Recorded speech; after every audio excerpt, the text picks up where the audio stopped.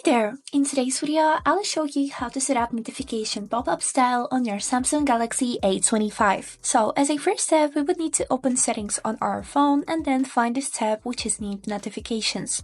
Click on it and here choose notification pop-up style. So first thing that we can choose here is if we would like to see our notifications brief or detailed. As a next step, we can choose which app we would like to show as brief.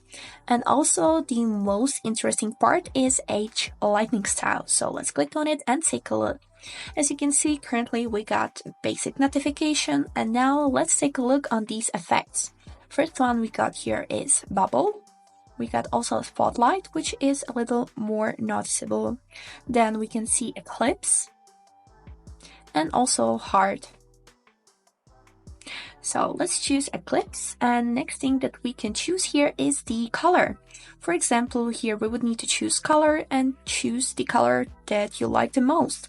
For example, I will leave it on the purple one. And on the advanced tab, we got the transparency and also duration. If we will set the transparency to medium, you can see that the pop-up style is being more and more transparent and almost not noticeable. And then duration, here we have by default chosen short. We can move it to the medium so it will last a little longer, or we can make it long so it will last a few seconds.